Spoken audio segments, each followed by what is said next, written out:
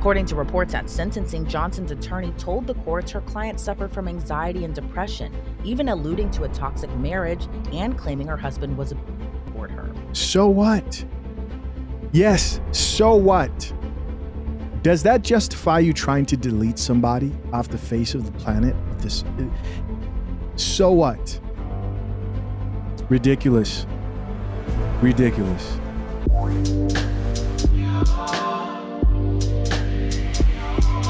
Joseph Beach, welcome to the Coffee Pod. My name is Zed. Drink the coffee, it'll make you feel better. All right, guys, this one's pretty crazy. Do you guys remember about 7 months ago? There's no way you guys who've been watching me for that long, or even longer, some of you forgot this video. It was a wife who was trying to poison her husband, and the way that she went about it was she was putting bleach inside his coffee. We took that very personal here on the Coffee Pod. And it was a situation where if he would have told the story without the proof, because he caught her using a hidden camera that showed her in the act, actually pouring bleach into his coffee, of course, trying to delete him. But if he didn't have that proof, and if he didn't have the actual footage that he sent into court, then she probably would have got away with a slap on her wrist. And by the way, if you want to go watch that particular video, the first one, go check out wife caught on camera trying to poison husband's coffee. Type that, Chisha Zed, and you'll probably find it. Here's where things get absolutely ridiculous about the story. A recent headline read, Arizona woman who poisoned Air Force husband's coffee with bleach dodges jail. Another reason why the justice system is a joke. Because there was some satisfaction in watching that video, because everybody in the comment section was like, she needs to go to prison. Good thing he was recording. Think what would have happened if he didn't record or he didn't catch her. All that. Everybody thought slam dunk, no way, her face is shown. The whole thing was just so obvious. And still, we see how women get away with crimes that just men would never get away with if they were in the situation. Here's a video explaining exactly that from Law and Crime, their YouTube page. They actually reported on the first video, and here they are talking about the result of this actual case. I'm gonna waste of time. Let's get it. An Arizona woman who admitted to poisoning her husband's coffee with bleach gets a slap on the wrist and avoids jail time. 40-year-old Melanie Johnson was initially charged with attempted first-degree murder, but last month pleaded guilty to 2 counts of poisoning food or drink. Under her agreement, Johnson pleaded to the lesser crime, and the attempted charge was dismissed in return. The case unfolded last year when Tucson police said Johnson had been poisoning her husband's coffee since he was stationed at an Air Force base in Germany in March of 2023. The couple was in the process of getting a divorce, and the victim believed he was being poisoned so Johnson could collect his death benefits. Wow. In the process of getting a divorce, and she's trying to delete him and doesn't face proper consequences. Let's keep listening. Johnson's husband caught on to the scheme after 2 or 3 weeks of his coffee tasting bad. So he took the investigation into his own hands. The airman reportedly purchased pool chemical testing strips, and the coffee pot water turned up positive for high levels of chlorine, even though the faucet water was normal. Johnson's husband would later tell investigators she knew that he would prep his coffee at night, so in the morning he just needed to turn on the machine to make his daily brew. According to reports, Johnson's husband even went so far as pretending to drink the cup of joe and waited until they were no longer stationed in Germany to report the incidents to authorities. Johnson herself was later caught red-handed by her husband, as hidden camera footage shows her trying to poison her husband by pouring bleach into his coffee maker. The couple then relocated to an Air Force base in Tucson, where Johnson's husband brought the video evidence to authorities, and she was later arrested. Fast forward to this year, Johnson would strike a plea deal with prosecutors. Initially, she faced a maximum of 2 years in prison for each count. However, the judge seemingly gave her a slap on the wrist, sentencing her to probation. According to reports at sentencing, Johnson's attorney told the courts her client suffered from anxiety and depression, even alluding to a toxic marriage and claiming her husband was aboard her. So what? Yes, so what? Does that justify you trying to delete somebody off the face of the planet of this? So what? Well, yeah, I mean, this is certainly a strange case, at least the way, it began. You're a very serious charge of attempted. You take a look at the facts of this case and the fact that there's admissions that the defendant admitted to what she did, and then you end up with a probationary sentence. Now, of course, I believe she spent a year in jail pending this case, so she never made bond. So essentially, she's getting credit for that time that she's served already. Ridiculous. Ridiculous. But she's walking out the door at the time of sentencing because she's already served the entire length of her incarceration, and she'll now just be under supervision. I spoke with criminal defense attorney and former prosecutor Matt Mangino, who explains there are several factors judges weigh into when it comes to sentencing. Well, I mean, there's so many factors that go into sentencing. So Like what? when we talk about sentences, we don't talk about them necessarily in a vacuum. Well, you did this, and this is what you get. So there's factors like her mental health. Now, having mental health problems doesn't negate your responsibility for what you did, but Anxiety and depression, the two most common mental health afflictions of this generation.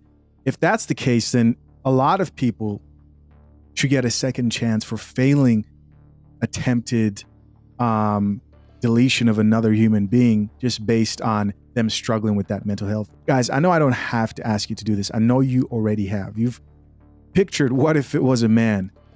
Do you think they would use the same type of justifications? And like, who was this simp judge who sat in front of this woman and she used whatever deceitful Jezebel charm that she has to get a lesser sentence? It's one thing if he would have at least given her some time, not transfer some time that she already spent because she couldn't make bond, but some time as a consequence. But not giving her any time whatsoever is crazy. it mitigates it. So, a mental illness could mitigate a sentence, which might otherwise be lengthier. Maybe it's in everybody's best interest that she's released and she has an opportunity to participate in mental health counseling and other things that might not have been available to her in prison. I mean, putting bleach in somebody's coffee certainly indicates your premeditation to want to harm or even that person, because ingesting bleach can certainly be lethal, Right. and so that's an important aspect. But when I looked at this, I thought, well, you're putting bleach in coffee. I mean, that should be detectable just by the odor of the coffee. This isn't the kind of crime where she necessarily went out and got some, toxin that you couldn't smell and you couldn't taste, and put that in his coffee. This whole diabolical plan. Of It is diabolical. What is this guy talking about? She's stupid.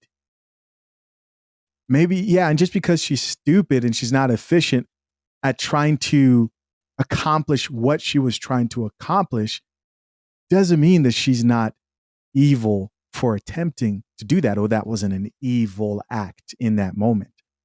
somebody without them knowing that they're even being poisoned. Here, it seems like sort of a lackluster effort, at somebody, or just that you really didn't think it through, and maybe you're acting uh, because of something that occurred recently, or maybe you're acting because of this mental defect that you have. While I think you're exactly right that it shows an intent on the other hand, it shows just how sort of ill prepared she was to carry out what she wanted to do. In addition to those factors, another factor the judge reportedly weighed into was Johnson's husband's plea not to send her to prison. Well, I What? mean, that's pretty magnanimous of him to who was the target of her poisoning. Ultimately, she wanted to kill him, but he's been able to step back under the circumstances. Another example that simps are the problem. Simps are the problem. Feeling bad and not wanting to hold that woman accountable. She probably cried and the tears worked. Begged him and the tears worked. She attempted to delete this man for months. And he's there pleading for them not to send her to prison on top of all this. This is insane. And say, well, I don't think that that's necessarily, that prison is necessarily the best thing for her, that she could benefit from mental health treatment. And ultimately, if someone can get into a mental health program, or if it's an issue of substance abuse or things like that, if you can get the help that you need, then the whole community benefits by that, because that's the likelihood that you're not going to recidivate. And I think that's what's the most important thing here. Of course, there's sort of this idea in sentencing of just desserts, that you get what you got to be punished for what you did. But that's only one prong of the whole sentencing scheme in this country. And the other prong, among others, is that you are rehabilitated. You feel sorry for her too. This is it's disgusting and ridiculous. As always, we're going to check out some of these comments, see what the people have to say. We got the first commenter here who says, nice to know, attempted murder is a misdemeanor. Thanks, Judge. Somebody else here added, complete BS. She is essentially rewarded for failing. This is true because she wasn't efficient in her approach and she should have used something different other than bleach. What if she's just dumb?